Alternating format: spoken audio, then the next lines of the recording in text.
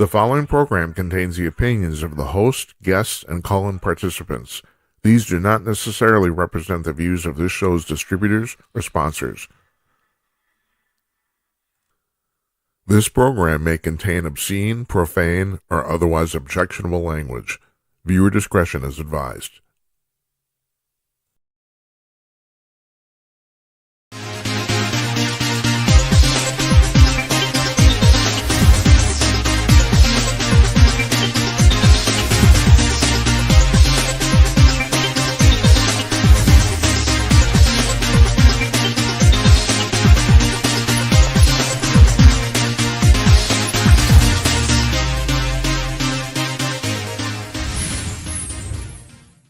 Hey, greetings from Minneapolis, everybody. Come to you cordless. It's Wednesday night, July 23rd. I looked because I don't usually know what day it is. It's Wednesday night, July 23rd, 2025. I am Jim Peters, and welcome to another edition of Jim Peters at Night. This is episode number 255, and if you're keeping really close track, last night I said it was episode number 255, and I was wrong, because my big fat fingers can't type correctly. Yet another error. Who would have thunk it? Hope you guys are having a nice evening. It was another 90-degree day here today, and not only that, the dew point was 75, which is like Miami. It's like the Amazon. It's like walking through water. Unbelievable. Also, we had rain most of the day, but yesterday it was the same thing. We didn't have rain, and you still didn't want to go outside. And everyone says Minnesota's cold. Yeah, okay, sure. Tonight, our guest, Francis Menton. Francis is a lawyer who about 12 years ago started a blog called the Manhattan Contrarian. He writes out of the West Village in Manhattan, New York City, mostly about economics and energy stuff. We pre-taped this afternoon. He's a fascinating guy. He's got a lot to say. And also, he was outside. So I don't know why that matters, but I think it's, now that I think about it, I think it's the very first time we've ever done an interview with somebody not inside. Yes, he was outside on the front porch in Connecticut, of all places. He was not in New York City. And do you care? No, you don't. But you care about what he has to say. Very, very knowledgeable man. Also, and I mentioned this to him during the interview too, we've had quite a few people on the show now, especially lately, who like write about stuff that actually isn't their professional expertise. Like we had Spencer Morrison on last week, and he's also a lawyer that writes about economics. He's written books. Francis is not. Francis, matter of fact, we talked about that at the end. About he's been their publishers have been goading him to write a book, but he doesn't seem to have the time, and I don't either. I mean, I thought about it too. Writing is hard. That's the thing. And, and especially there's there's millions of good writers. I mean, I don't have to tell you to stand out in that crowd. Although in part 2 tonight, after the interview, I'm going to tell you a story that our friend David Strom wrote in Hot Air today, which will probably get your blood going. And you probably did not hear on the news too. David's a really good guy. He's been on the show many times. He's a really good writer. And I know, and Jennifer Oliver O'Connell, we have a lot of people on the show, come on the show, are really good writers. I don't know if I don't want to compete with that. I kind of got my thing here, and I might have one or two really unique opinions, probably enough to get a couple books out of, but after that, then what? We're here. I sit and yak and yak and yak, and yet you tune in. Well, you tune in for the guests. I tune in for the guests too, so it's fine. No one wants to listen to me, but you do. So anyway, tonight, Francis Menton. Tomorrow night, Thomas DiLorenzo. He's the president of the Mises Institute. Now, we have our good friend Murray Sabrin. He's been a regular guest on this show for years, and he belongs to the Mises Institute, and Thomas DiLorenzo is the president of the Mises Institute. And what that is, it's an institute of professional economists, mostly of what's called the Viennese School, which was Murray Rothbard and a bunch of other people, and also Francis Hayek. I think you can go back, or Frederick Hayek. You can go back that far. Extremely laissez-faire capitalism, hands-off, free markets. That's what they promote. Thomas DiLorenzo runs that. So he's going to be our guest tomorrow. We run reruns now on Fridays, and this Friday we're going to run Spencer Morrison. I just mentioned him just a second ago. His interview from July 15th, which I think was a week ago Monday, if I'm right. He was a very interesting guy. I like that. I like talking to him very much. So we're rerunning his show on Monday. No, on Friday. Next coming Monday, the 28th. The At Night All Star panel is here. That's Tim Conaway, Don Zorro, and Larry Newman. And we do what old men do. We shoot the shit. That's the technical term. It's the same thing you guys do in the McDonald's in the morning, so we do it on internet TV. We're not going to McDonald's, although I'm a fan of McDonald's. I am. Next Tuesday, Rachel Ehrenfeld, and I mentioned this before, I'm really looking forward to talking to this woman because she's written a book called The Soros Agenda. And God, I think George Soros is my top 5 people to interview, even though he would consider it hostile. And it would not be a hostile interview. I don't understand where he's coming from, and I don't know if anybody does. Here's a guy who got filthy, filthy rich. He escaped the Nazis, came to the United States with his parents, got on the stock market and became filthy rich trading stocks. And now it appears he wants to tear the whole system down. And like, what is the motivation of somebody? Why does somebody think that way? This is a system that made you filthy wealthy from nothing, and now you want to obliterate it. I think that's a sick mind, but I really, honestly, I don't know. And that's the thing. I would interview him without any. Those would not be rhetorical questions. I actually want to know where he's coming from because I don't get it. It doesn't make any sense to me, and he's obviously not stupid. Although I have to tell you, my personal accountant thinks he cheated. He's written 3 books on his investing methods, and people say they shouldn't work. So I don't. Most of the people who have read these books and say it's bullshit. So I don't know. My accountant actually thinks that he's been involved in crime. But if he hasn't even come close to getting caught. That's for damn sure. That's Tuesday. Next Wednesday, a week from tonight.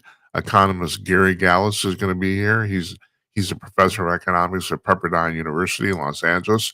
He too is a member of the Mises Institute. Do you see a pattern here? And also on next Thursday, July 31st, it's our 2-year anniversary. And I hate to do this, but this is just the way it turned out. We're going to have 2 Mises economists in a row. Murray Sabrin is going to be on next Thursday, 31st, because he was our very first guest on show number 1, July 31st, 2023. And so we got a couple other people coming, but I can't announce that yet. I haven't confirmed it. So yeah, and then I have to tell you, August is almost entirely booked. God bless Kimberly. Thank you, Kimberly. And I'm going to talk about that later too. Okay, so Stephen Colbert got canned, and everyone says, "Oh my God, it's a travesty. It's freedom of speech." Well, there's 200 people that work on that show, and they were losing $40 million a year. All right, now I'm not making $40 million. I'm not even making $1 million. I'm not even making $1,500. I got one person working on this show, and we do 90 minutes every night. Okay, it's different. I understand. There's no band. There's none of that stuff. But still, you shouldn't need 200 people to put that show on. And that's what I'm going to be talking about in part 2. We got other stuff too. I want to thank Nils Grevillius last night, private investigator from Los Angeles. We had a fascinating conversation. Honest to God, one of the most interesting guys I've ever met. If you get a chance, go back and watch that show from last night. What am I talking about? Last night, because this guy is really, really cool, and I had an enormous amount to say. And I got him tied into something. And we were talking about the Epstein case, and a judge made a ruling today that kind of plays into what Nils is talking about. And we're going to talk about that in part 2 too. But before we do that, here's Francis Menton.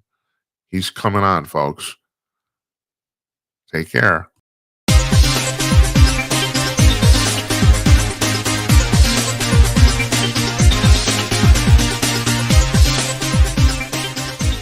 Joining us from somewhere in the woods in Salisbury, Connecticut, it's Francis Menton, the author of the Manhattan Contrarian. Hi, Francis. Nice to see you. Good afternoon. Thanks for having me here. Thanks for joining us too. We appreciate it. You know, I'm fascinated by your blog, and a lot of people quote it. And here's one of the reasons I actually asked you to come on, and that is in the about section, your description of living in Manhattan. And I'm gonna read this part of this here. Okay. Quote, the central tenet of that orthodoxy is that all personal problems of the people in society can be solved by government taxing and spending. The obvious corollary is that since all problems can be solved by taxing and spending, therefore they must be solved by taxing and spending. And anybody who stands in the way of those solutions is immoral. And I thought, well, that's pretty much the best description of liberal government I've ever heard. Yes. Well, I don't know if I am the originator of that or the complete originator, but basically, isn't that it? Is there more to it than that? And I've actually confronted some of my liberal colleagues with that and say, is there anything more to it than this? You think you see the money over here, the poverty or the whatever other problem over here, and you say just take the money and solve the problem? Is there anything more to it than that? Yeah, and the real problem right now is, and I want to talk to you about this too. Are we just so awash in money in America that it's like people are spending hundreds of millions of dollars for causes, and that not only the problems never get solved, the people that are supposed to benefit from the money never really do. You know? Yes, we are way too awash in money. Uh, I mean, too awash in money. Are you suggesting you can be too rich, or maybe as a country? But we definitely are rich enough to give lots of people the illusion that there are no limits, and I. I think it's the road to perdition to try to follow that prescription, but I think lots and lots of people have the idea that there are no limits, that government can take plenty of money to solve all the problems, and it's just a lack of political will that prevents them from doing it. Yeah. So, what do you think of this Mamdani guy? The question is it ignorance or stupidity? Yeah, that is the question. I deal with that all the time. That's my primary question on this show. Is it ignorance or stupidity? And I don't think he's really that stupid, so it has to be ignorance, but it's willful failure to learn. Well, okay, there's this too. He's 33 years old. He's never had a real bona fide job, and so we are raising these people right now, of the young people who have never really worked in any. Well, most of them haven't even worked in a Burger King, let alone something substantial, and so they don't. It's like they think money's magic. Or they've had a laptop job, and laptop jobs can be, they're in a sense they're real work. They take some focus and concentration for at least a few hours a day. Yeah. But they're completely detached from anything that has to do with providing for your actual needs, like food or clothing or shelter. They're multiple levels away from that, and the electricity comes from a wall socket, as far as they know.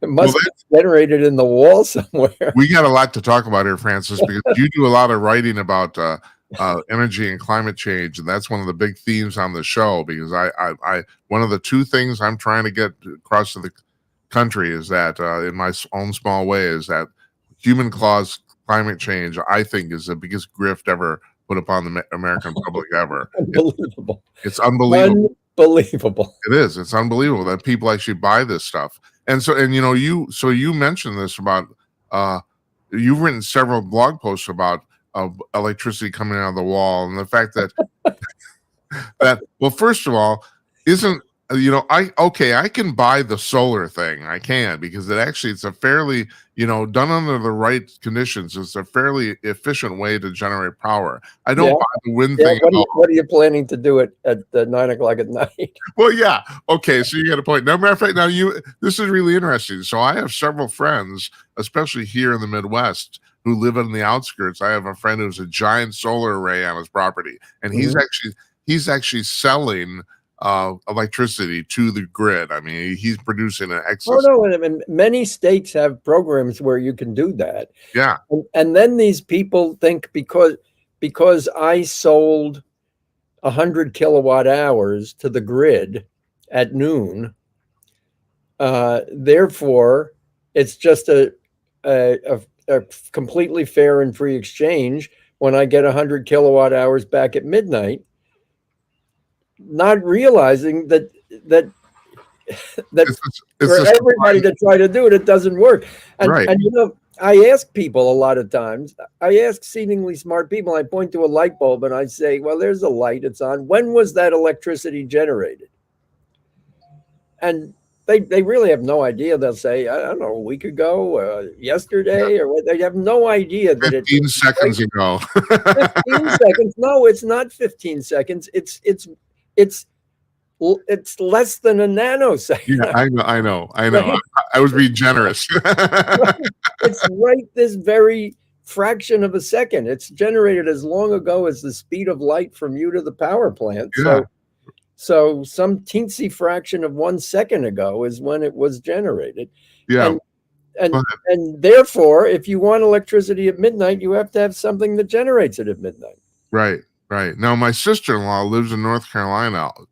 She's so far, and she has a very large house. I mean, they built it themselves. She lives in a cul-de-sac of basically 7 very wealthy people, but they're really in the boondocks, seriously. So she and her husband, they got off the grid altogether. They're not even pumping electricity into the grid. They just got out. And so they built a giant solar array, but like, to your credit, they also bought a massive battery that cost them a shitload of money. They're not there yet. They're off the grid. Solar and a battery are not going to do it. You need to have a generator too. And solar and a battery will never do it. Did they tell you they do it with solar and a battery? Yes, they did, but I might be mistaken. They're saying they don't have a generator? They didn't mention it either way, so I don't really know. You ask them. They have a generator, and I'll tell you why. You cannot buy a battery big enough or capable enough. Why is that? Because, there you go. Because solar is seasonal. So on June 21st, you get 15 hours of sunlight and 9 hours of dark. Okay. So you can, with a big enough battery and enough solar panels, you can fill the battery for that night. Okay, how about on December 21 when it's overcast and you get on an overcast December 21, you get approximately 3% of the energy that you get on June 21. Now, are you going to buy a 30 times bigger battery, which is or try to get a battery that's going to store the power from June 21 to December 21? It actually doesn't exist. And if you think it does, try putting your cell phone on the shelf for 6 months and see if it still works without being recharged. It doesn't. So the battery to make a solar system, to turn it into a year-round affair, does not exist. And particularly because of the seasonality of solar power and the problem of sun drought. So you can get in the wintertime a fully overcast week when you only have 9 hours of sunlight to begin with. And you need to have a month's worth of power in storage to get through that, or to get through the whole winter. I don't. Nobody can do it. Nobody can afford it. They have to have a generator if they're off the grid. And I do know they spent an enormous amount of money on this battery. So and whether they have a generator, I mean, I honestly didn't ask them and they didn't mention it. But yeah, it was a very, very large expense. So just for that, so I want to get back to this thing about your little description of living in Manhattan here. Oh yes. All right, this I find this kind of I've always wondered about this, and I mean I'm not the only person who's noticed this, so that's kind of the point here. That the more densely populated areas become, the more liberal people tend to be. I mean, I don't know if you know, even the Romans noticed this 2,000 years ago. Do you have do you have any idea why? I mean, so Manhattan is the most densely populated part of the United States. Do you have any idea why this happens? Well, there may well be an association or correlation with density, but I'm not really sure that it's density per se. I mean, I think it's what we were talking about just shortly ago, that people in the countryside are either closer to or personally engaged in the making of stuff and the things you need for life, like food, or even factories, uh, or construction. So they've got they can see it going on, and a lot of them are actually engaged themselves in it, as opposed to in New York City, where people go to offices and they actually make a lot more money than those poor suckers who are in the manufacturing plants and Yeah. construction and things like that, agriculture, who do backbreaking labor to bring us our food and our physical products. Um, so we have the laptop people who think that all this stuff is produced by magic. So again, you get the idea that production of actual things we need to live is kind of the least important thing in life. Money is free, and you can pass it around. You wrote a blog post about, and I don't think this was Manhattan. I think this was New York City in total, about the fact that in the last 60 years or something like that, forgive me, I'm pulling this out of my head, Yeah. that manufacturing in New York City went from about a million people involved in it, went from about 1 million people to 60,000. Do I got that right? Yes, and that is that blog post is not recent. You must have gone back and looked for it, but it's from maybe 2015 or so, I do my research. or 14. But it might have been when Trump was first running for president, and a lot of the narrative and his narrative had to do with the devastation of the rural or of middle America, that all the manufacturing had moved out, leaving small towns with nothing. And that post that I wrote was called "The Devastation of the New York Economy," I believe. And it pointed out that if you think that some town in Ohio that lost its automobile parts making factory, but maybe it was the only factory in that town, was devastated, you ought to look at New York City, because New York City had 30,000 manufacturing companies employing 1 million people in the 50s. And today, I don't know the number of companies, but the number of people working in manufacturing is about 60,000 in New York City. And 60,000 is more than zero, but almost none of them are in Manhattan. We're talking about there's 8 million people in New York City. I mean, 8 million people, and there's 3.5 million or more jobs, and almost all of them are well, the large majority are white collar. There's a lot of logistics. uh-huh. There's a lot of warehouse. There's a lot of bringing the stuff to the people jobs, and there's a lot of maintenance of existing buildings jobs. But the large majority of the jobs are white collar. What drives our economy is what goes on in those office buildings, and the people who sit in front of computer screens all day. That's what it is. But New York City is, other than Manhattan, once you get out of Manhattan, there's plenty of space to build factories. I mean, I still remember, Francis, I was about 18, 19 years old. I had to take a bus from Manhattan to the Newark Airport in New Jersey. Mhm. I was astonished driving through northern New Jersey what I saw. I mean, especially at that time. I don't know if you can remember. Well, even if you did it today, that particular stretch from Manhattan to Newark Airport is mostly industrial, and Right. Right. that's still true today. Yeah. That's still true today.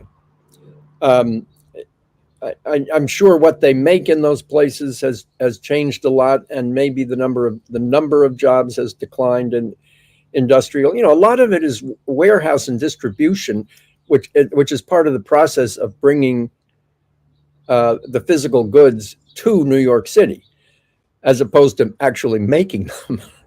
They're bringing them to New York City. I mean, here's something I like to look at facts and statistics.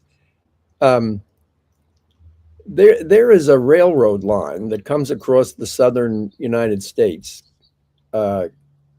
Southern Pacific Railroad, probably part of the Union Pacific today, but it comes from Los Angeles to New Orleans, and then there are lines from New Orleans up to the northeastern cities. But that line from Los Angeles to New Orleans has multiple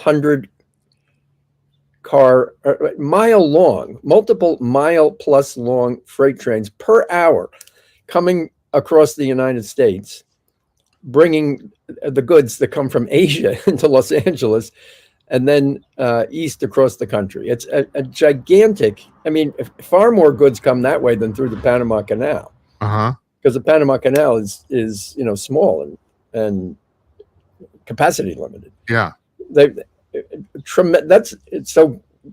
So goods come there, and that vast amounts of such stuff ends up in the New Jersey distribution complex there.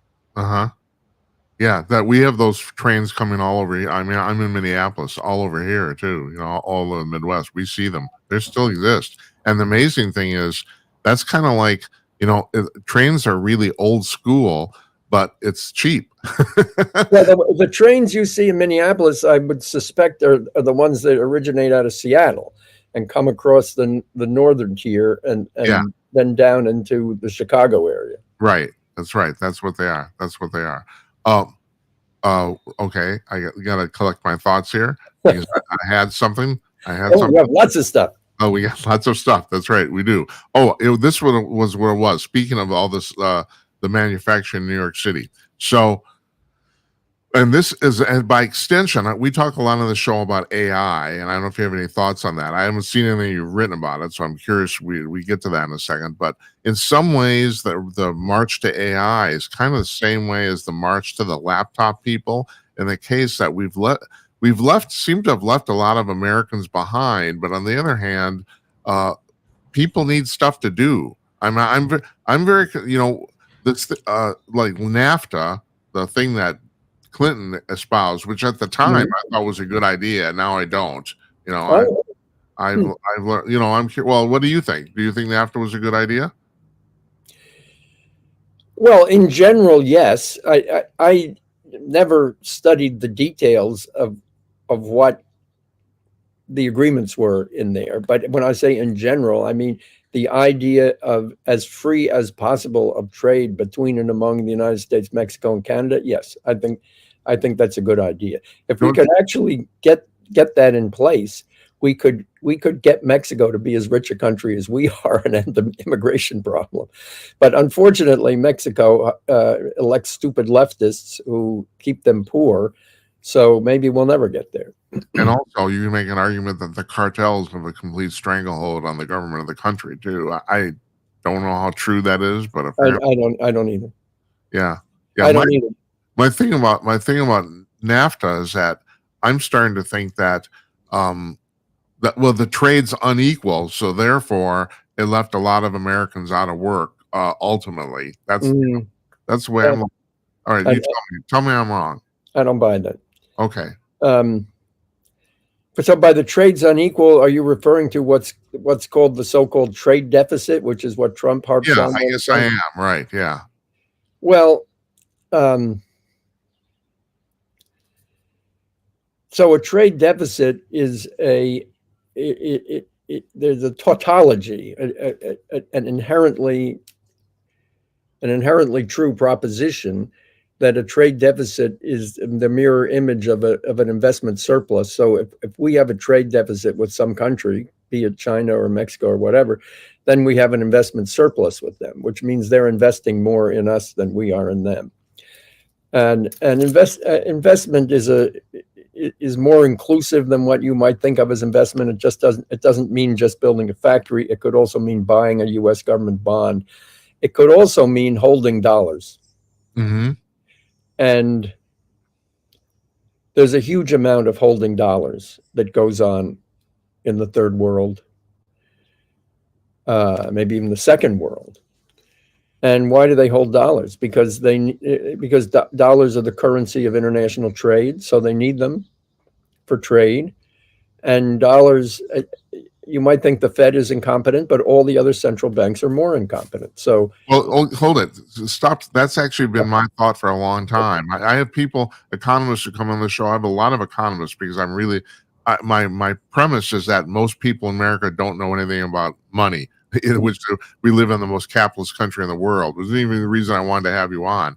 But the thing about the Fed is that, so I have people coming on here saying we should abolish the Fed, but I'm thinking, well, somebody has to do that, and if it's not the Fed, it's going to be some other version of the Fed, and you can't turn what the Fed does over to Congress. You can't, because it'll become politicized, even more of a mess than it is now. So basically, even though the Fed is highly inefficient and maybe sometimes incompetent, I don't have a problem with it. That's my personal feeling, because I think anything that replaced it would be worse. well, the United States we had some early version of a central bank called the Bank of the United States, which was organized by Alexander Hamilton, had a 20-year term. It was extended for 20 years, and then we got Andrew Jackson, and he abolished it. And we went from then until you might know the year better than me, 1913 or 14, when the Fed was created. So we went approximately 80 years with no central bank, and it was the time of the fastest economic growth in the history of the country. Now, there were a bunch of problems, but particularly in the way of problems, there were periodic financial panics throughout the 19th century, which were extremely severe. However, they were short-lived, and the economy turned around, but they were extremely severe financial panics. Of course, we still have financial panics now with the Fed.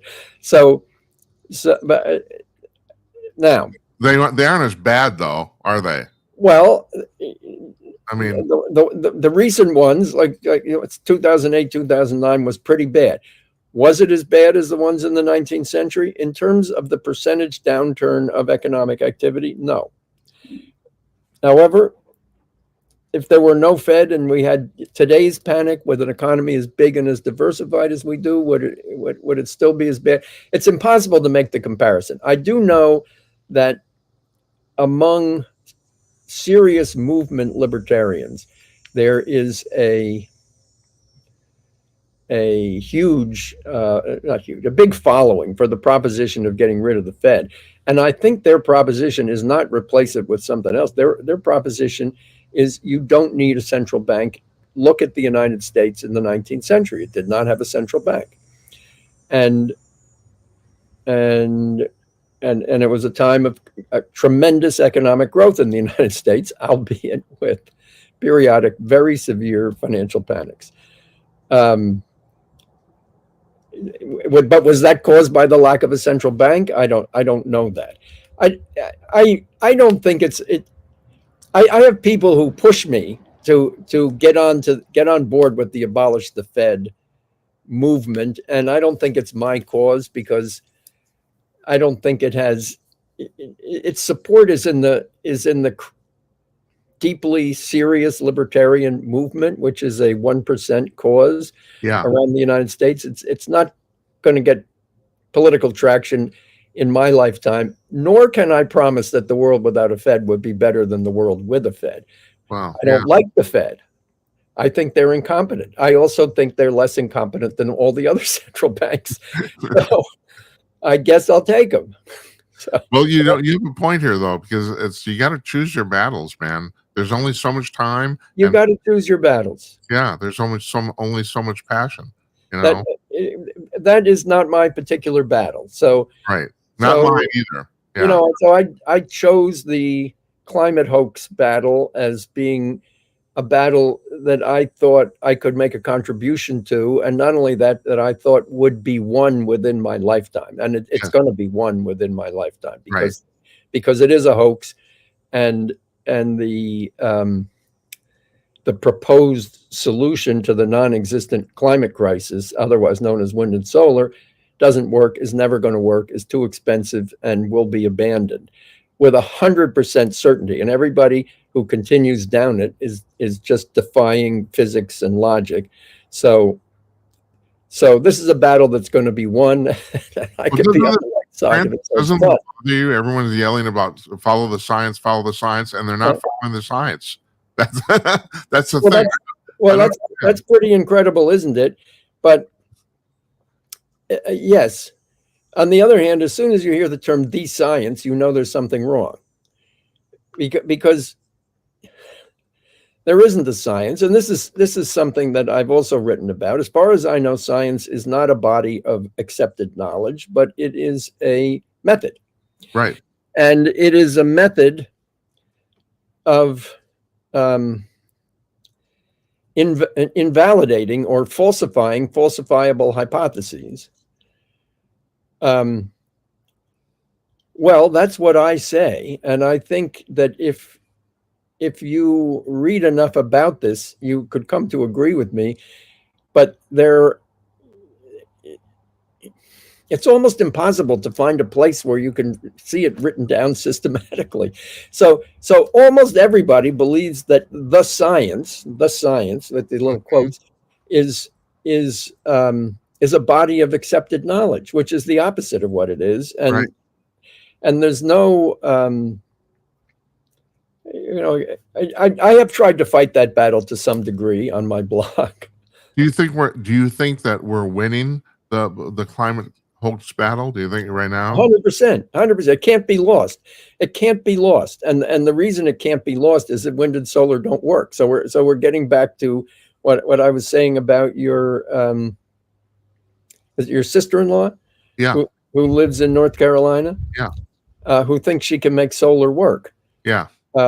But wind and solar don't work, and they don't work for making a 24/7, 100% reliable grid. Well, Francis, what bothers me is that the climate people, if you don't mind my using that term, they don't. There's not even any pragmatism. Like, I don't understand why natural gas is 95% cleaner than burning coal or petroleum. It's almost completely clean, not quite, but almost. I don't know where you got that number from.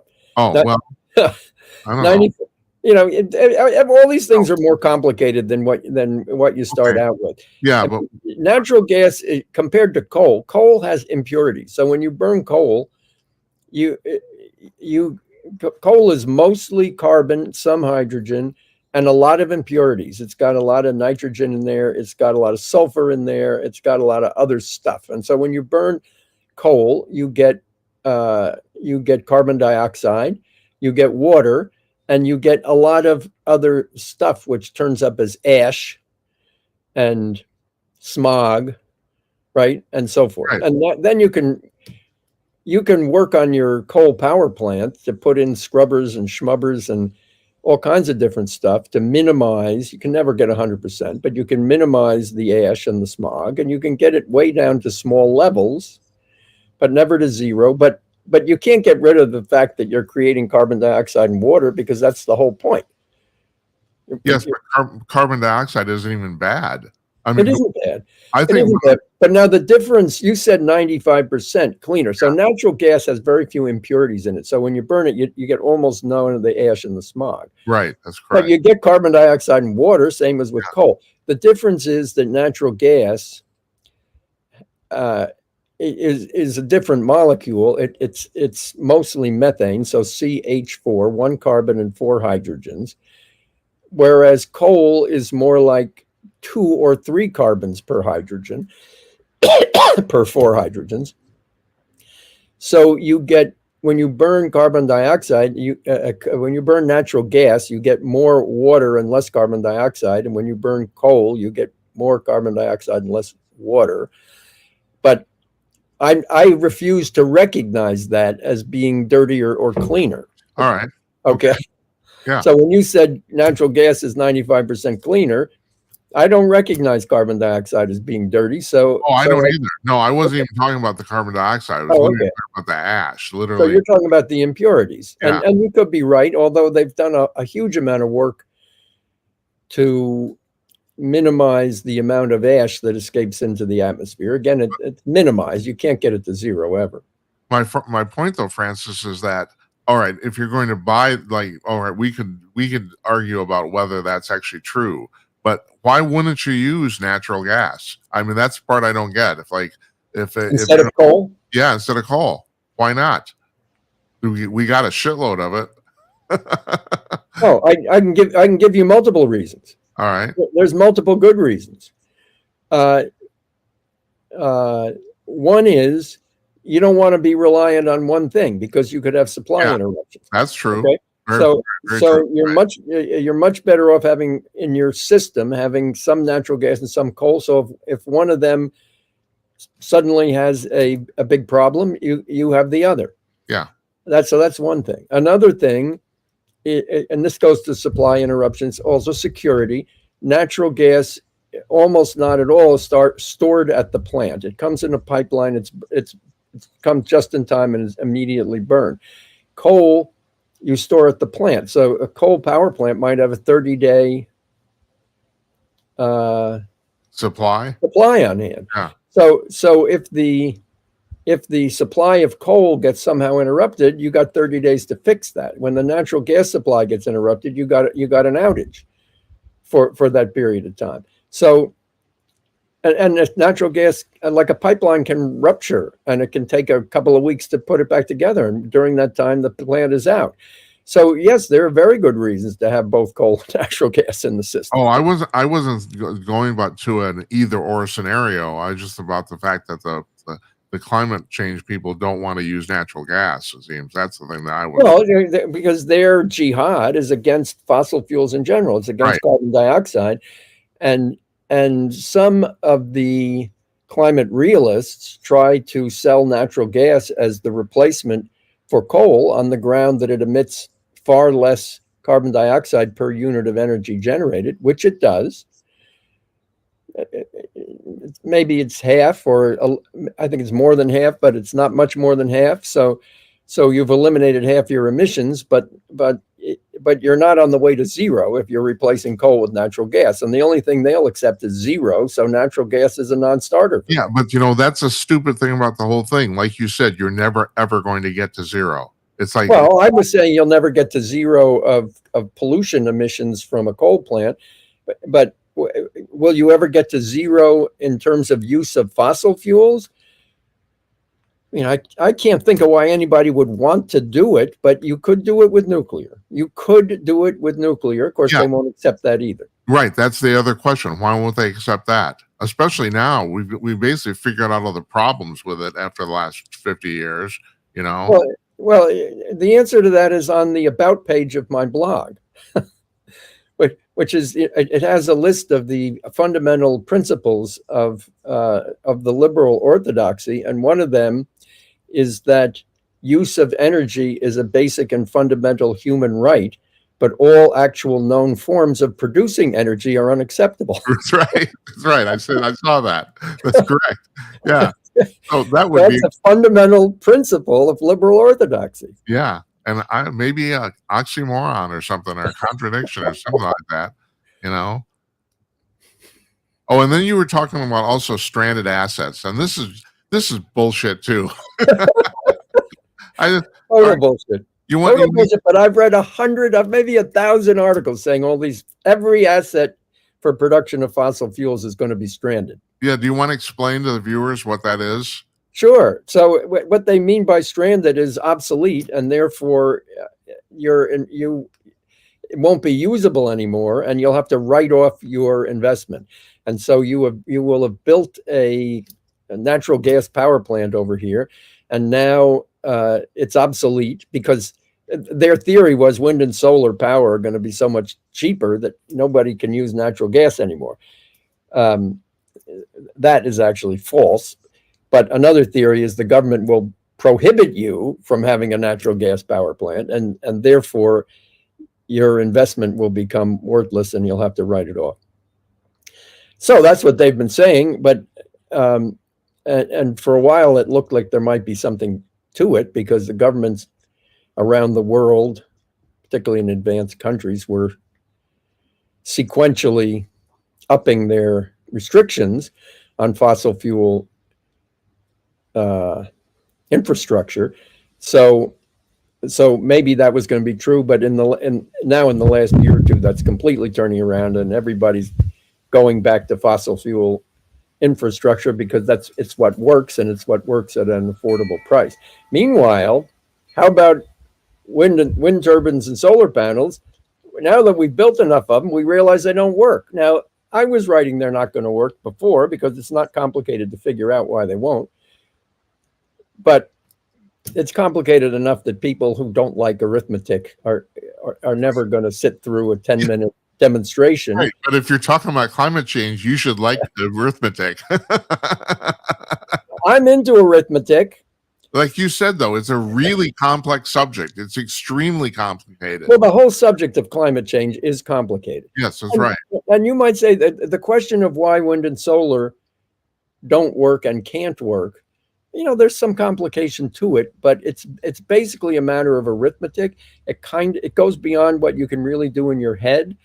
It doesn't go beyond what you can do with a pencil and paper, but it would take you a while. So you want to really have a spreadsheet to figure it out. But it's all addition and subtraction and multiplication and division. So it's nothing you didn't learn by the time you were in sixth grade. Right. And the fundamental problem with wind and solar is it's not just intermittency. It's not that they go up and down, but they go up and down unpredictably. So how do you provide for the worst case? That's the problem with wind and solar and for making an electrical grid that works. How do you provide for the worst case? How do you provide for a 2-week-long wind drought? Right. When there's just no wind for 2 weeks, how do you provide for that? How do you store up enough electricity to run New York City for 2 weeks when you're relying on wind power to do it and the wind is not blowing? Well, let me, I'll just float this by you. My personal feeling is that solar can make a contribution, but wind power is completely, utterly ridiculous. First of all, it's very inefficient. It's mechanically generated. You need people to maintain those giant turbines. They're ugly. They kill millions of birds. And like you said, if the wind's not blowing, you don't have any electricity. Now that's true of the solar panels too, if the sun isn't shining, but at least the solar panels are kind of dormant. The thing about the wind turbines is that they're still ugly as hell, even if they're not turning. And and it's just a stupid way to make electricity. It is. I guess I'm not particularly into this, but if I were to make an argument for wind as opposed to sun, the wind turbines, the latest versions of wind turbines, can get up to an annual capacity factor of over 30 and maybe even 40. Solar panels, in most places, you get an annual capacity factor of 20. Now, California does better. Why? Because it's a desert and it's sunny. But they can't get to 30. They're more like 25 or 27%. You go to a place, and these places, you live in Minnesota. Minnesota's building solar panels. They get an annual capacity factor on the solar panels of like 15%. Yeah, I know. And England is even lower. I mean, England is the cloudiest place in the world. So they get almost no sun, and they build solar panels, and they get like an 11% annual capacity factor. It's ludicrous. Well, I just read this recently, just a few days ago, about the fact that the Netherlands, they've been trying to go to net zero, and they're literally rationing electricity now. They can't, because I never thought about that, but it's cloudy as hell there too. The Netherlands, all Northern Europe, Germany is an extremely cloudy country, and they're also building solar panels everywhere. Yeah, it doesn't mean. Hey, this is totally hypothetical and completely kind of maybe off the subject. I was at a dinner party this weekend talking to a scientist, and my question to him was, and I'll run this to you too. Do you think by 2050, do you think we'll have commercial nuclear fusion? Do you think that's going to happen? Well, first of all, I'm certainly not knowledgeable about the in a technical way about the limitations of the technology, and what the problems are that have kept it from working so far. Well, I can tell you that in my whole life, since the 70s, at least since I started looking into this, people have been saying nuclear fusion, commercial nuclear fusion, is 20 years away. Right, that's right. And 50 years have gone by, it's still 20 years away. That's right. That's exactly what my scientist friend said. He said no, because we've been talking about it for 50 years. It still hasn't happened. You know, can they make it happen someday? Maybe. I don't know. It is remarkable that the sun and all the other stars kind of just do it naturally, and yet we can't make it happen. But it requires reaching temperatures of like in the millions of degrees. Yes, it's really terrible. That's right. And that is a gigantic problem, let alone when you're talking about getting temperatures in the millions of degrees, you have safety issues. I mean, all they're talking about so far is trying to get some tiny little demonstration thing working. Right. Well, okay, you want to now generate enough power to run the United States? That's right. And you're going to have hundreds of these things with million-degree temperatures going on in them. It seems to me there's some safety issues that haven't been really studied very hard yet. Francis, I don't know if you know this. It's only been a year since they finally ran a nuclear fusion test that generated more power than it took up to start. That only happened a year ago. And probably did it last as long as 100th of a second? Well, I think it lasted 15 seconds, but still, that was a big deal because the first time ever. They were working on it for 50 years. They finally did it, so that was considered a line to cross. So well, yeah, but that doesn't mean I haven't looked into it carefully. I know that there have been multiple claims of people that we have started a cold fusion reaction that doesn't require these tremendous temperatures, and it's actually over here and it's operating. And then it took like a year for people to figure out that it wasn't real. Yeah, well, that's Francis. That's a whole 1 hour discussion. I knew a physicist working in a major university, and I talked to him about that. And this is when this happened. The Fleischmann and Pons thing. And he told me, well, that's really interesting. He said, they say it doesn't work, but he said, I've looked at this data, something's going on there. And I've heard this from other people too, that actually that they may have stumbled on something. Maybe it specifically didn't work, but that there was something going on there. And my friend said he was working on it personally. He was researching it. So okay. I don't know. Yeah, anybody wants to. I think my basic proposition is I don't think the taxpayer money should go into it. Yeah, you want to make fusion? God bless you. If you can make it work, you can become a billionaire. God bless you. I wish you all the best. If you make money on it, you're entitled to keep it, as far as I'm concerned, and buy your biggest yacht anybody ever saw. But don't ask the taxpayers for the money. That's my fundamental proposition. Yeah, I'm going to change the subject here. Okay, new subject. You wrote a really good blog post that really fascinated me, and the title was "The Fate of the U.S. If the Left Got Control of the Supreme Court." Oh, well, that now we're talking about something I know a lot about. Yeah, okay. Oh, and I have to ask you this too. You're a lawyer by training, and your blog is mostly, not entirely, but the large majority of it is about economics. What was the fascination? Or well, economics and energy. So no, I don't know. I'm a lawyer by training. I mean, I was a lawyer by profession.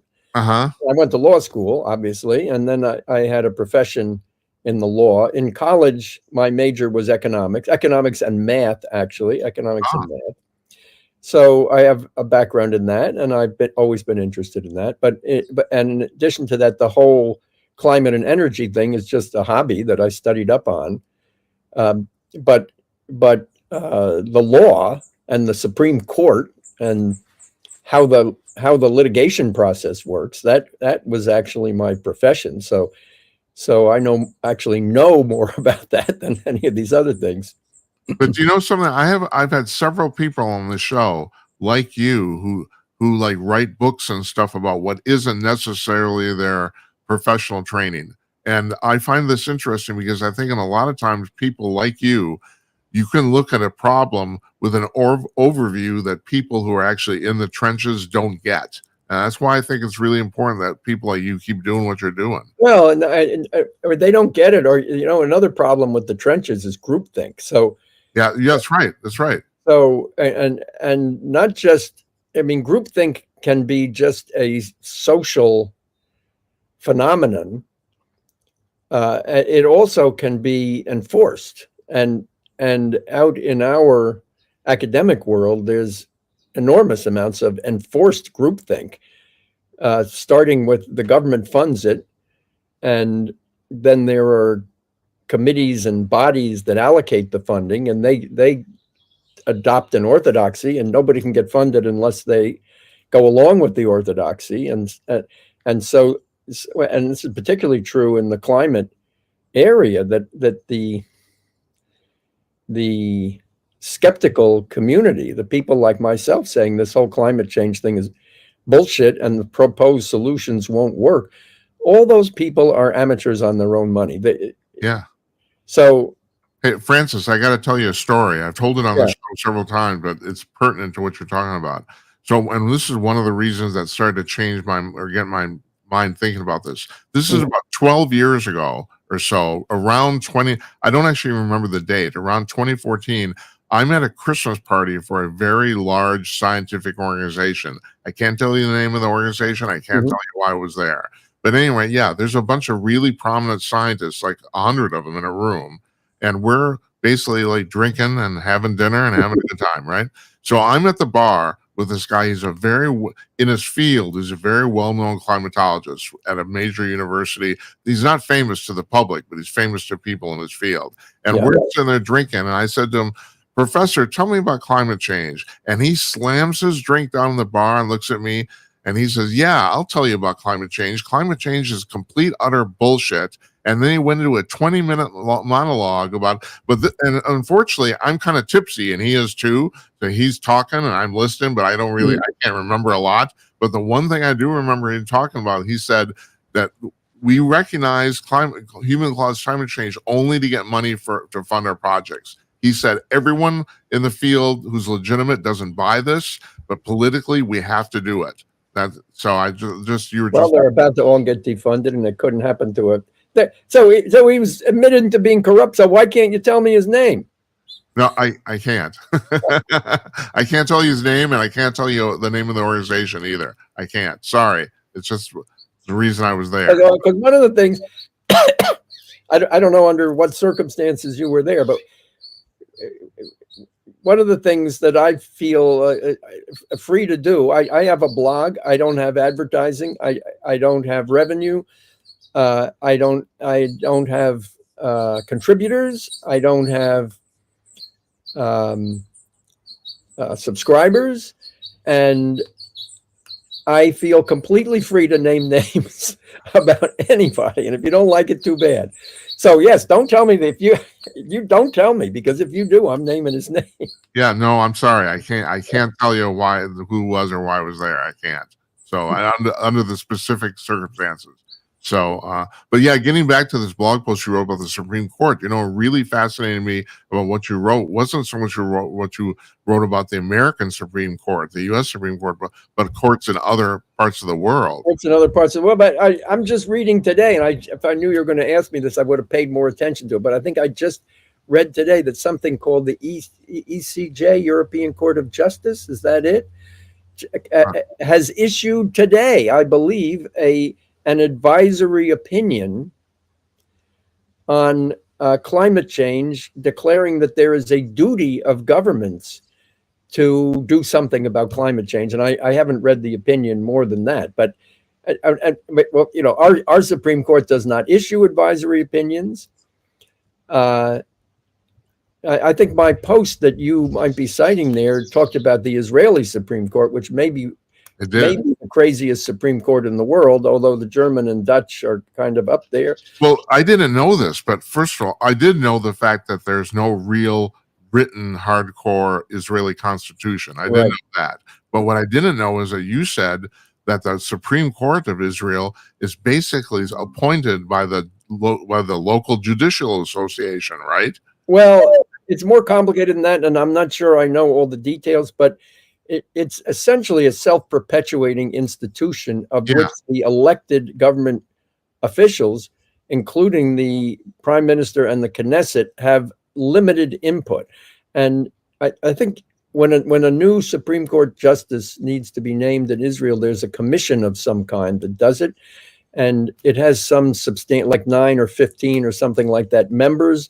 And maybe it takes 2/3 of them to appoint somebody to be a Supreme Court justice. But some of them are appointed by the Supreme Court itself. And some of them are appointed by the Knesset, I think, and maybe 1 or 2 by the prime minister. And I'm not sure who all else. The Bar Association, the Israel Bar Association, which is a left-wing group. Right. So these different things have input into who gets on the Supreme Court, and the voters can't change it. It's controlled by the left, and the voters can't vote it out. Oh, the Knesset passed a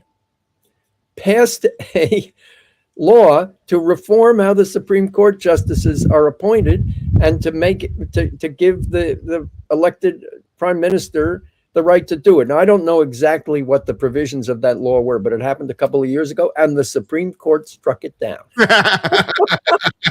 Oh, yeah. I bet they did. By the way, on what ground? On the ground that it was unreasonable. That's their ground. Unreasonable. Yeah, that's great. That's fantastic. You know, the thing that, okay, I got to ask you about this. You being a lawyer, and you wrote about this, because this really, really threw me, about the fact that this district judge somewhere put a temporary restraining order on the big, beautiful bill act that Congress passed about the Planned Parenthood defunding. And like you mentioned, I don't understand, or I understand how some judge somewhere, there's 680. Did I write about that? I think that only occurred like a day or 2 ago. I don't think No.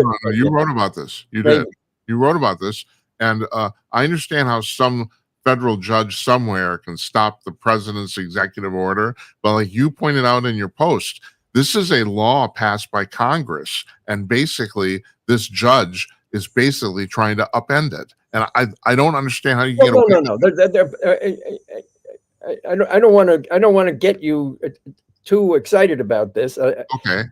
Plenty of laws passed by Congress have been struck down by the Supreme Court. All right. Plenty of laws passed by Congress, typically on grounds of violation of equal protection of the laws or of due process. Okay. So that certainly does occur and has occurred. Now I'm trying to think of an example, and nothing is coming to my head. But there's I believe you. There's 50 such examples, but well, first of all, when a court is striking down an executive order of the president, it doesn't need to rely on the Constitution. It can say the executive order is contrary to statute. So if there's a statute that's contrary to the executive order, a court can use that as a ground. So it doesn't, and there aren't a lot of grounds in the Constitution for striking down a statute passed by Congress. The main ones that have been used are in the 14th Amendment and the 5th Amendment, the Due Process Clause and the Equal Protection Clause. So and so that does occur. I think the one that I wrote about was a funding. Yes. So how do you strike down a funding thing? Now, I don't think I wrote about this one, but I read about it this morning, that a judge in Massachusetts who has become a favored judge for them to try to get a case before. Her name is not coming to me immediately, but I think this just occurred a day or 2 ago. Invalidated the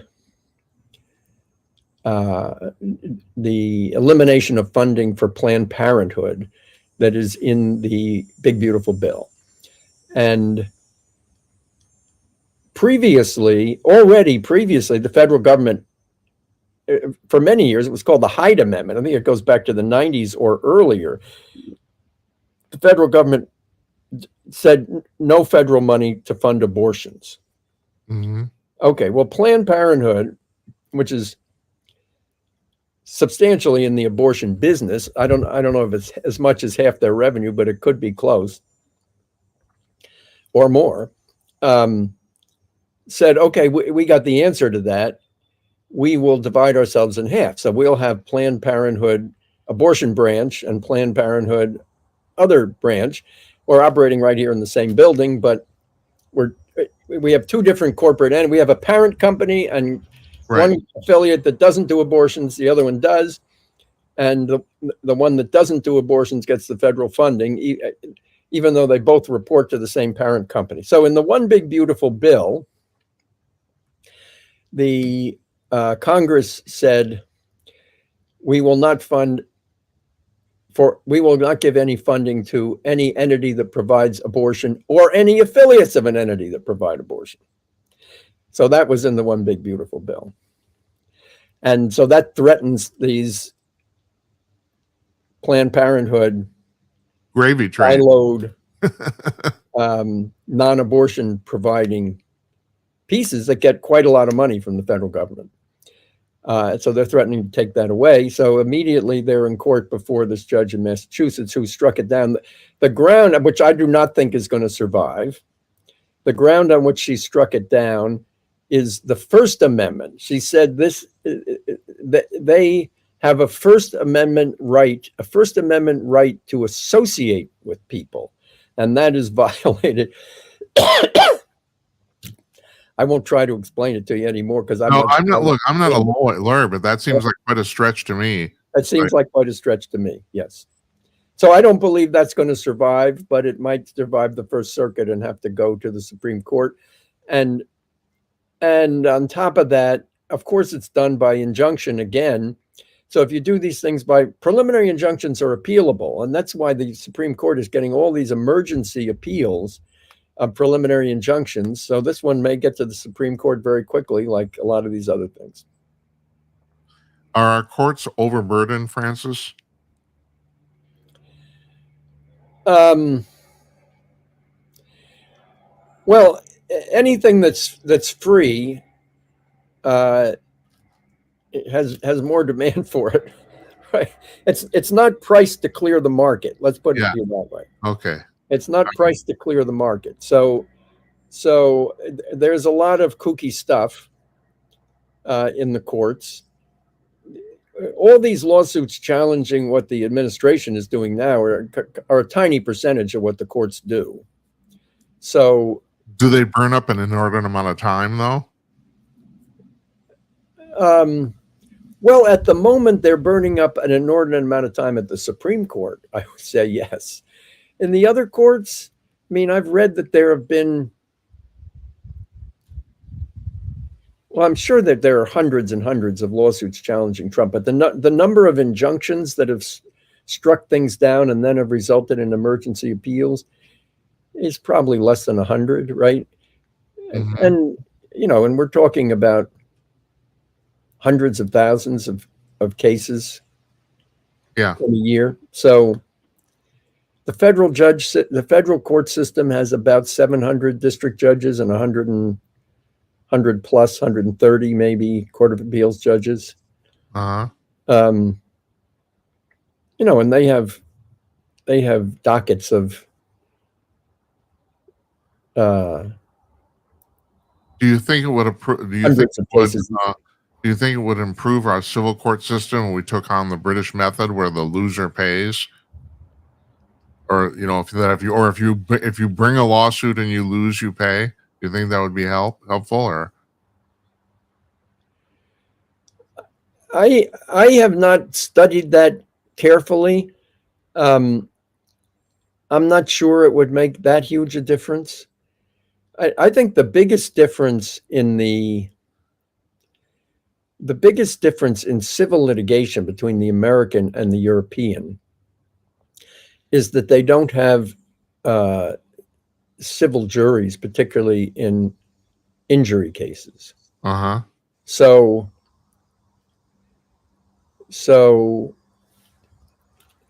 how much do you get in damages? Well, you can, in France, you can take a case to you can sue if you lost an arm, you can take a case to the court, but rarely will people actually go through a trial on that because they don't have juries to determine how much is your injury worth, how much is the loss of an arm worth, or the day that you might have spent in agony after your injury. Uh-huh. How much is that worth? And what we have in the United States is a talented lawyer can make an impassioned plea to a jury, and sometimes they'll award $100 million, right? In the European countries, they'll have they have like a list or a set of norms, and an arm is worth $100,000, and that's what you're going to get. And it doesn't matter. You can go to trial; you're still going to get the $100,000 because they have a list of guidelines, and that's what you're going to get. And so that is the huge difference between our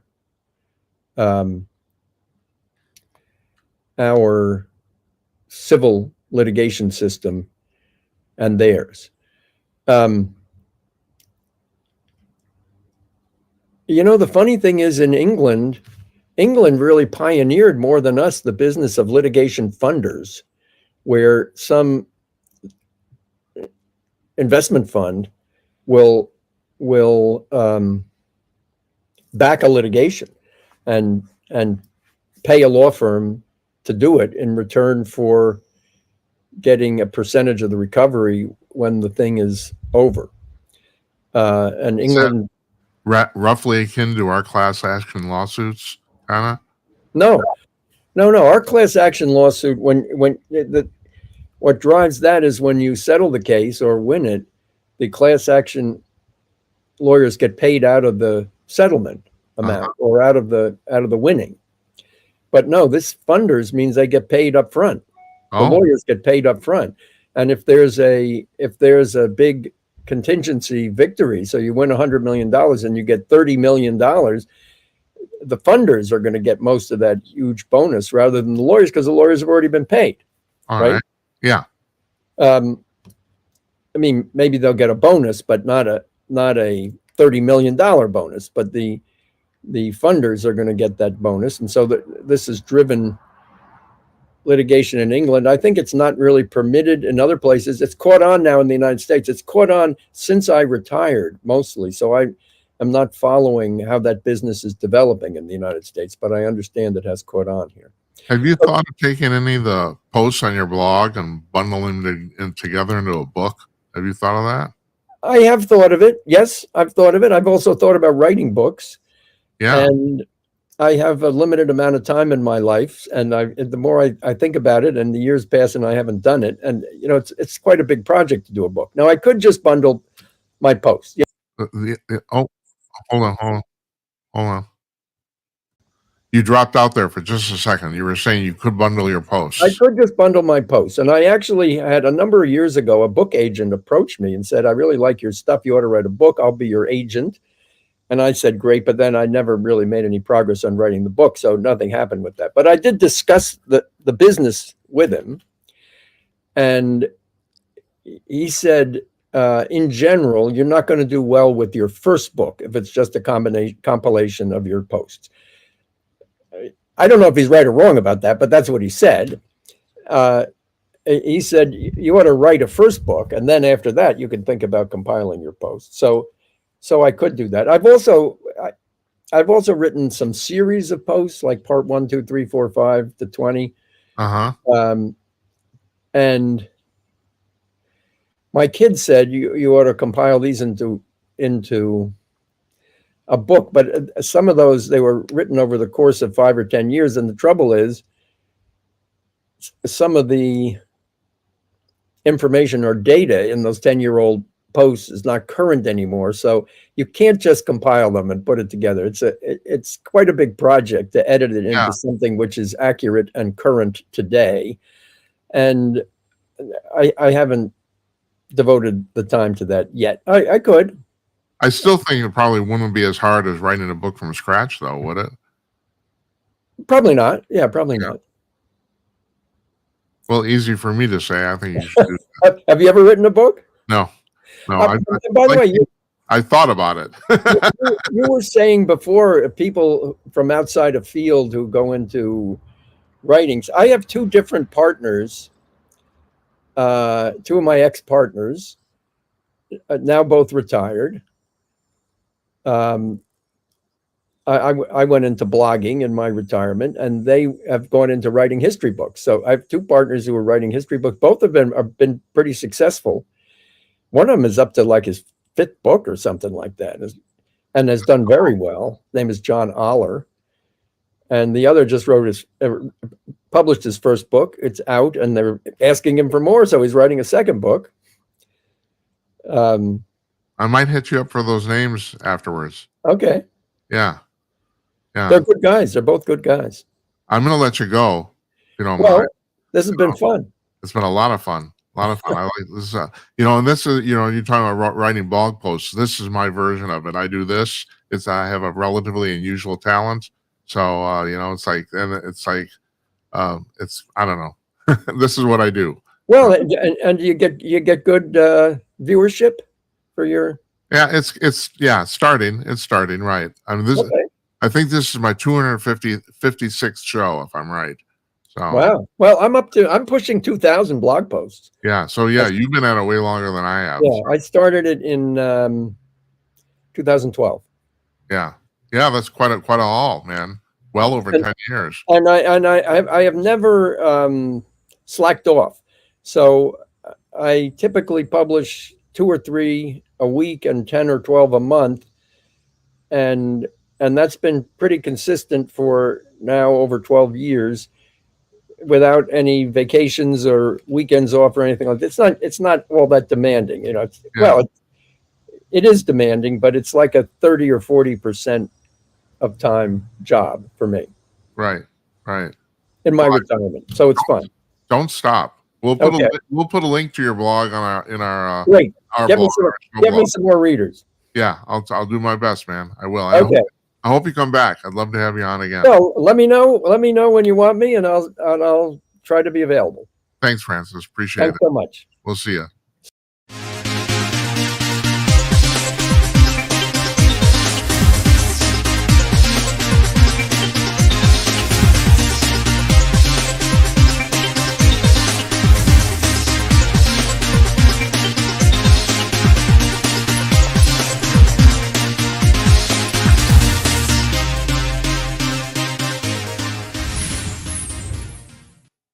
That's Francis Menton talking to us from Connecticut, but actually he lives in Manhattan. And his blog is called ManhattanContrarian.com. We'll put a link to that in our show blog. You want to check that out. Fascinating guy. My God, we're blessed with some interesting people here. I don't know, is it me? But, I have a sickness, and that is I'm just obsessively curious about everything, which helps to do this, which is one of the reasons I do it. But my God, we've talked to some really, really, 255 shows. We've talked to some really, really interesting people, and I'm not going to name them, of course, but I can name the duds that have been the people that were really bad interviews. I think I can count them on one hand out of 255. I mean, that's really pretty incredible. Now, it's granted, it's mostly authors. The thing is, when you deal with people who have books published, you have to be pretty legitimate and have some real talent because your book is vetted by the publishers and all that sort of stuff. But that doesn't mean that you're going to be good at talking either. But the thing is, most of these people are really, really, at least they know their subject extremely well, let alone other stuff. Now, last night we had on a guy named Nils Grevillius. He's a private detective, private investigator out of Los Angeles, Pasadena, California specifically. And I'm going to jump ahead here because I didn't want to. I have, this is part 2 of our show. We call it the Jimcast because I'm going to talk to you now about news that I found that you probably haven't seen, and I think is either important weird or whatever. And so today, oh, Jesus Christ, I gotta find this. Florida judge says her hands are tied and she can't unseal the Epstein documents. Now, this is from, and Nils talked about this last night. So you may or may not remember that Jeffrey Epstein was actually convicted, I think it's in 2003, of sex trafficking in the state of Florida. And they were going to like give him the death penalty until supposedly, amazingly, somebody stepped in from somewhere and told the attorney general of the state of California to basically F off. And and Jeffrey Epstein got a slap on the wrist. I can't remember what it was. Was it 3 months of jail or something like that? Or was it probation? But anyway, it was basically a non-sentence. I think he did see a little bit of jail time, but not much. And the attorney general of the state of Florida at that time, and I can't remember the guy's name, he said he couldn't tell the public why this happened. He said his lips were sealed. He couldn't talk about it. Now just today, a judge in Florida, the federal government, the Department of Justice has petitioned the state of Florida to release the files from that case, and the judge says she can't do it. And she said her hands are tied. So now, Grevillius last night, I've had people on the show I specifically mentioned, and I almost feel bad doing it. But the thing is, Walton did say this, I mean, publicly on the air here. So I'm repeating it. I mean, I have heard, like a lot of you have, that there's a possibility that Jeffrey Epstein was working for the CIA. Walton said, and we talked to Walton, I think, a couple weeks ago. He said that his network, and this guy, God knows this guy's connected. I mean, he was on the transition team for Trump. He's been a CEO of major companies. This guy knows a lot of people. He says his network is telling him that Jeffrey Epstein was actually working for Mossad, that is the CIA of Israel. Grevillius said something that I heard before, but it bears repeating, and it bared reminding to me because I kind of forgot about it. And he said, "Well, how about this for a scenario? You know, so you got Jazane, no one knows how to pronounce her first name, Jazane Maxwell, who is supposedly his assistant, who's now in jail for this, you know, and of course, Epstein killed himself, and we'll talk about that in a second, too. He said, what if the prevailing knowledge is that Maxwell was working for Epstein? What if it was the other way around? What if Epstein was actually working for Maxwell? Now, the interesting thing about that, and I did some looking, we talked about it last night on the show in the interview, but I actually went back and looked this up. Robert Maxwell was Josane Maxwell's father, and he died in 1991 when he supposedly fell off a boat, believe it or not, while his own yacht, while he was urinating in the ocean. Seriously, this is the theory. There's no evidence that he was murdered, and there's no evidence that he committed suicide. He was naked at the time, and apparently that was a thing for him. He slept naked, and in the middle of the night he would just go to the edge of the boat to urinate and go back to sleep. And they think he fell off the boat and drowned. Well, actually, the coroner said it appears he had a heart attack and fell into the ocean and drowned. That's what happened. He was 68 years old. It turned out afterwards he ran the Maxwell Publishing empire, which he started, that it was massively in debt. Basically, he had no money whatsoever. He was personally, and his businesses were hundreds of millions of pounds in debt. He was based in Britain, and he was a very, very shady character. His Wikipedia entry just describes him as a fraudster, quote unquote. So it runs in Josane Maxwell's family that they were involved in nefarious crap. And so like Grevillius brought up, what if she was the one working for Mossad, and basically Maxwell or Epstein was her cover, and that would make a lot of sense.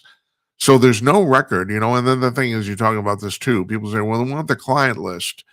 You know, if you're a criminal, you don't keep a list of your clients. You're not going to keep that floating around. in your desk drawer. I mean, shit, you aren't, you know?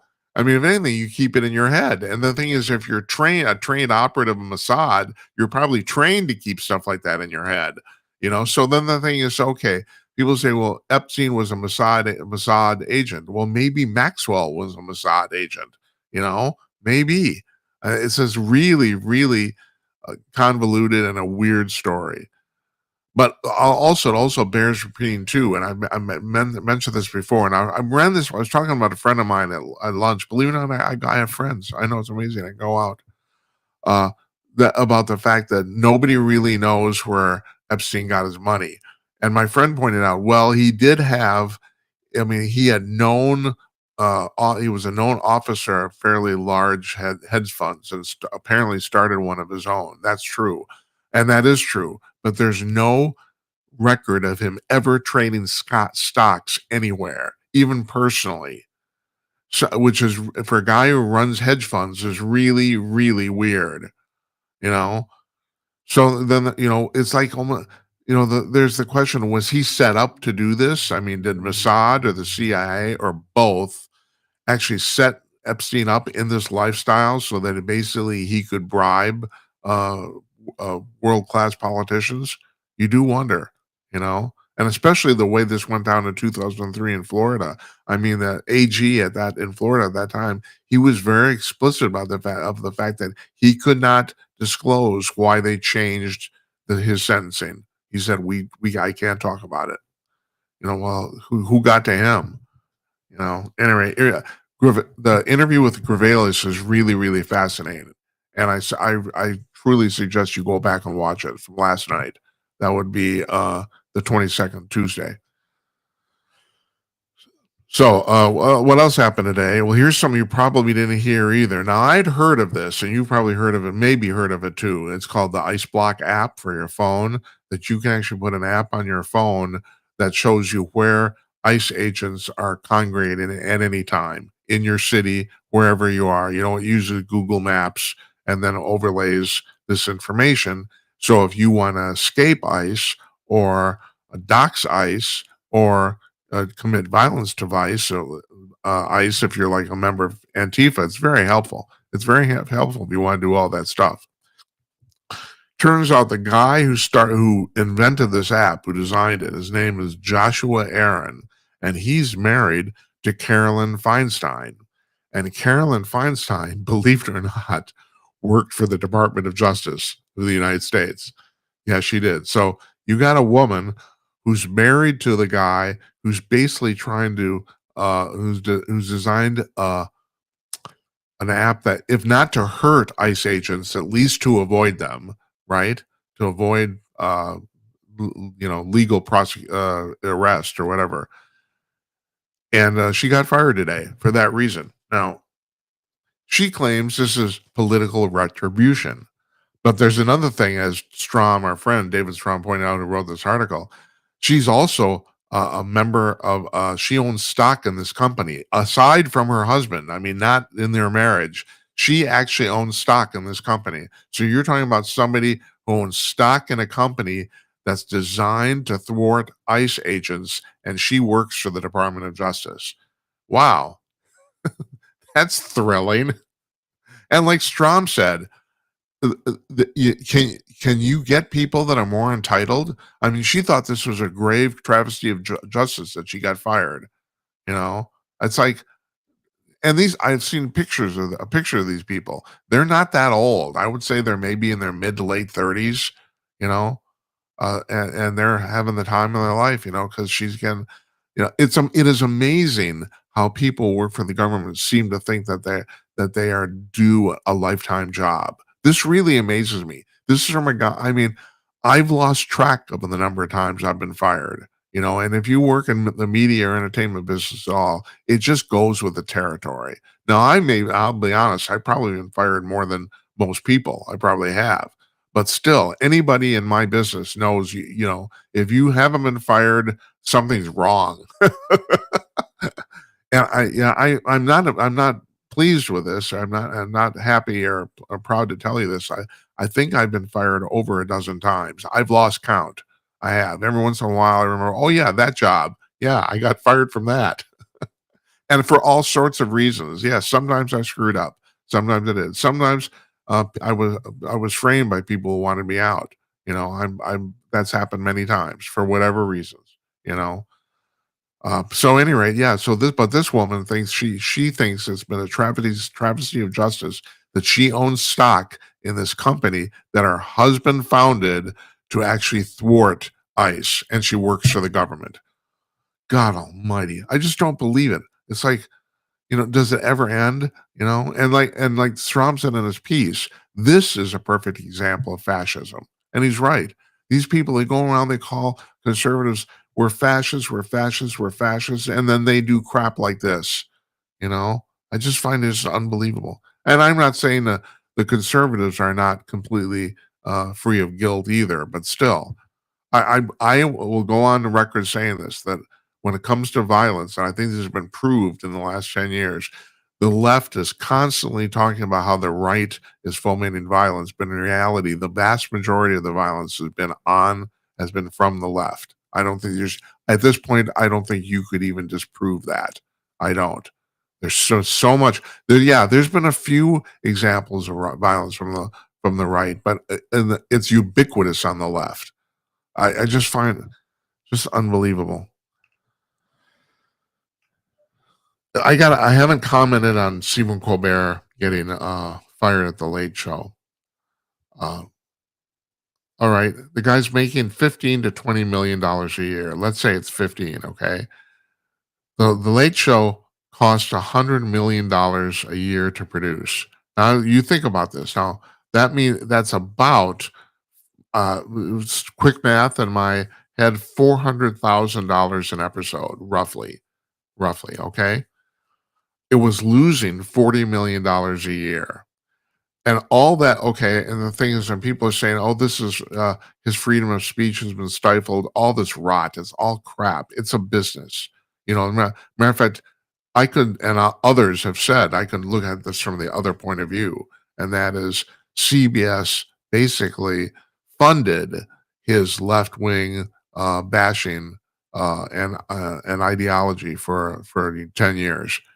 This in the last 4 years, this show has lost at least $150 million, at least, probably more. But here's the real amazing thing, and this is the thing that fascinates me, and I just find this incredible. They have 200 people on staff there, 200 to put out the show, 200. And I guess that's true of both the Kimmel Show and the Tonight Show too. They have 200 million people on staff. Meanwhile, when Carson did it up till 1992, I don't know about Leno, but when Carson did it, they had 100 people on staff, and the ratings, they had about 3 or 4 times, depending on when you want to measure it, more people watching. Now, the thing is, it's not really a good comparison because literally before pre 1992, or at least pre 1982, there was literally only 4 channels on television in America, so, or 5 if you want to count. I had in my small town, I had 5 channels of television. We were close to a big city, but and it was like CBS, NBC, ABC, one independent station, and PBS. And that's, of course, gets to PBS2, which has been defunded. Now, PBS is probably not going to go away. They're bitching and moaning about losing this money, but by their own admission, it doesn't make up that big a part of its budget. And then the left wing NGOs will come out in force to make certain this keeps going. So I don't think, I'm afraid, I don't even, they're, the woman was Kathleen Marr, who runs it. Her complaint is, well, we'll survive, but what about all those rural radio stations? No, they're going to survive too. I will be surprised if more than a half a dozen radio stations go out of business in the United States, no matter where they are. I will be very surprised by that. I don't think that's going to happen. But getting back to Colbert, 200 people working on the show, 200. So, it's been, if you do the math, I mean, it's been speculated, not even speculation.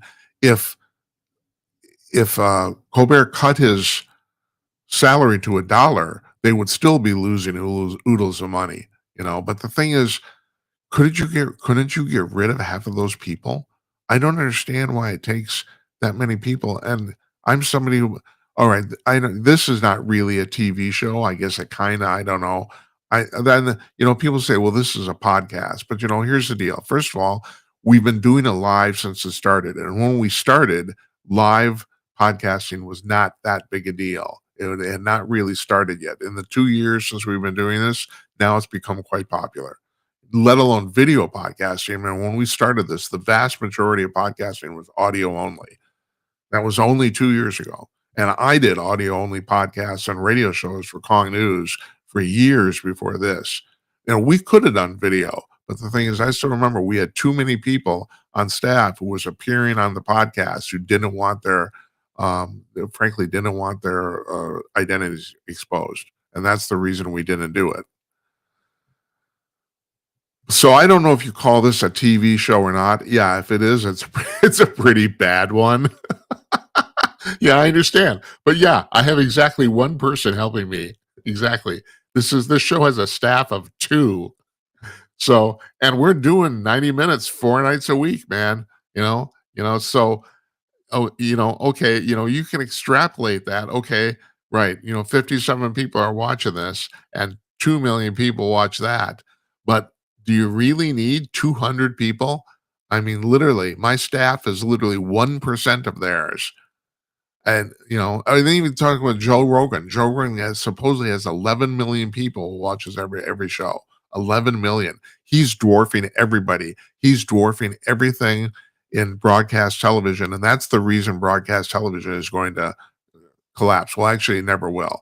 I'm waiting for somebody. If I was younger, I'd actually do this, but I don't have the time. I don't have the energy anymore to do this sort of thing. Linear television is a perfect way to preview and promote video podcasts. So at some point, somebody's going to start a channel where they're just running, video podcast shows. Now, that's harder than you would think because you have to arrange. You can't just put a podcast on cable TV. You just can't do that because at that point you're violating. Even though the podcast is on YouTube, you're still violating the rights of the people who are producing it. So you have to get permission from every podcast you do to do that, which would be so it's not as simple as you might think. But still, someone's going to do that. And that will be a great. So linear TV is never going to go away ever. That's the way I look at this. But still, the idea of doing like shows for linear TV or like these dramas, here's a good example. Like Blue Bloods, for example, one of these drama, or NCIS, one of these shows. Right now, it costs about $3 million an episode to produce those shows. And so you usually use typically 22 of them a year. And then Netflix is involved in this too, but that's kind of a different thing. So we won't talk about that. We're going to talk about linear TV right now. And okay, so you got, $3 million an episode. Meanwhile, you go to like Jesse Waters' show on Fox News, which is drawing almost the same amount of people as NCIS is on whatever night that's on. I mean, there's more than one of them. I know that. I'm just trying to do this quickly here. Other than Jesse's salary, which I'm guessing is about $10 million a year, but also he appears on another hit television show, The Five.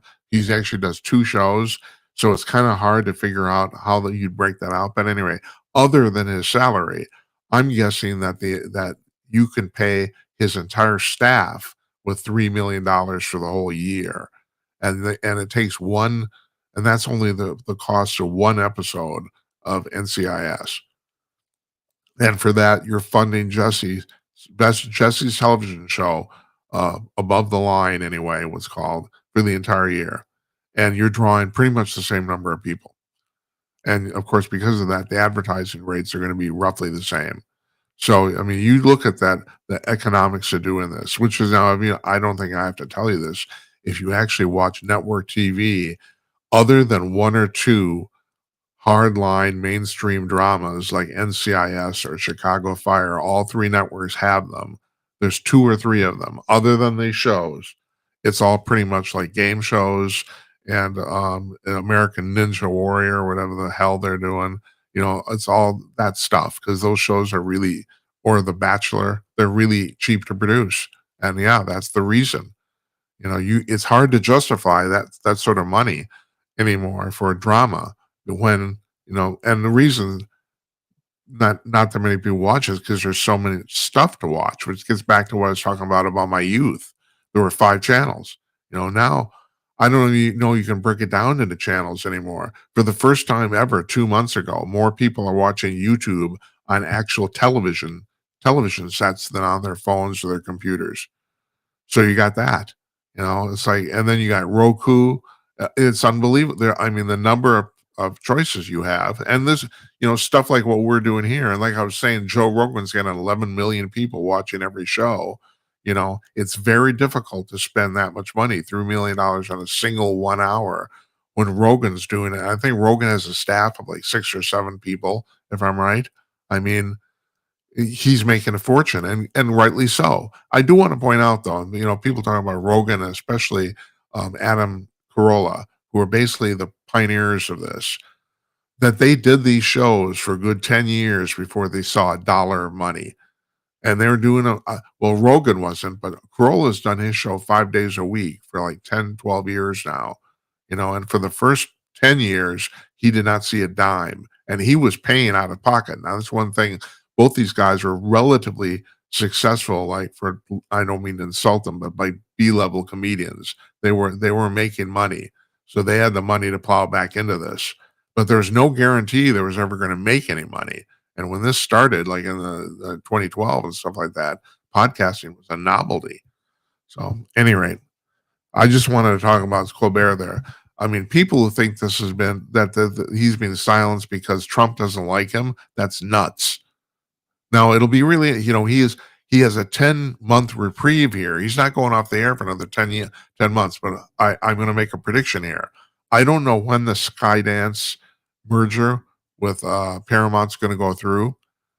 But I predict that if it goes through before those 10 months are off, they will cut him off immediately. That's my guess. That's the prediction I'm making right now. I don't know when that'll happen. There's a possibility it might not happen until May of next year. Right now, this thing looks on track. I mean, it looks like the stuff that, especially the CBS suit brought by Trump, they settled it, and they were thinking that could be a major deal, and it could have. And somebody brought this up though. You look at what's going on now with this thing about Obama and the Russiagate thing, and people say, well, Trump's out for retribution. He's mad.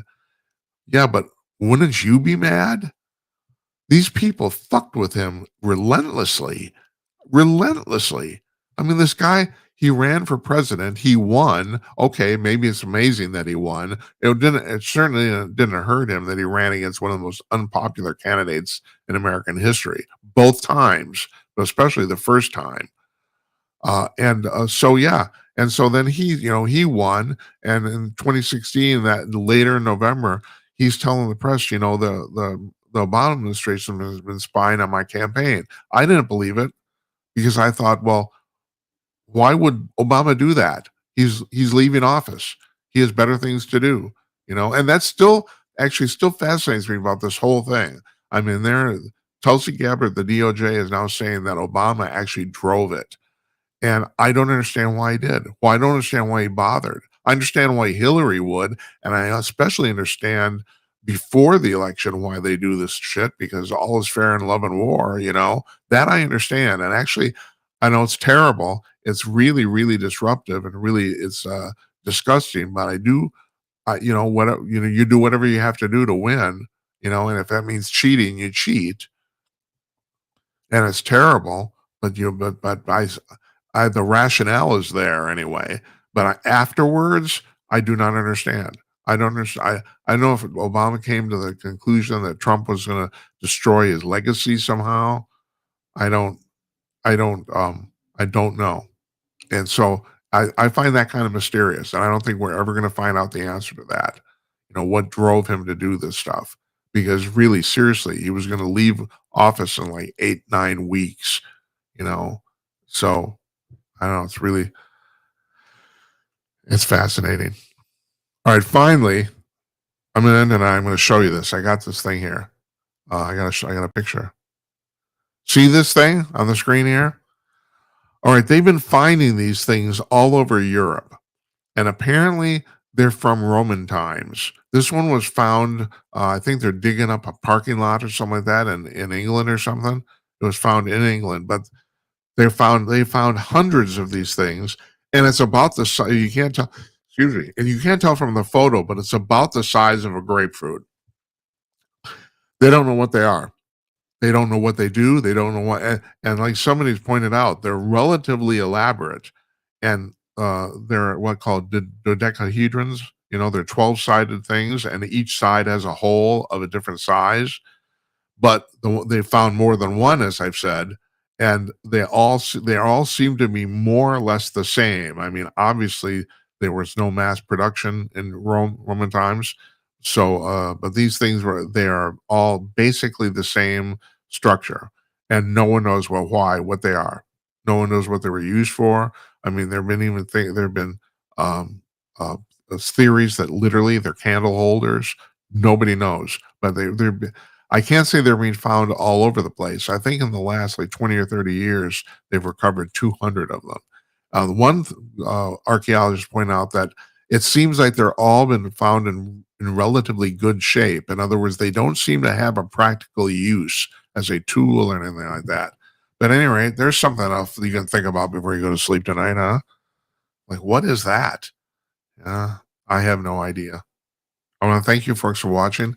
I want to thank Francis Mellon for joining us. Tomorrow night, Thomas DiLorenzo, he's the president of the Mises Institute, the Austrian Economists Institute. And I was doing some research here because I do research to talk to these people. He's written quite a few really fascinating books, and they aren't all on economics. Matter of fact, a couple of them on Lincoln. And he goes against what seems to be I'm really curious to talk to him about this. He does not think Lincoln was a particularly heroic guy. He does not have good things to say about Lincoln, so I'm going to be interested, and which of course goes against the school bar yard narrative we all learned always. That Lincoln freed the slaves and saved the Union, and apparently DiLorenzo doesn't think so, and so I'm curious to talk to him about that. That's tomorrow night, and then Friday we're running the rerun of Spencer Morrison's show from I think a week ago Monday, I think it was. Well, so anyway, thanks for watching, folks. I appreciate it very much. Good night, Uncle Donnie. Good night to you, wherever you are. We'll see you tomorrow night, everybody. Take care.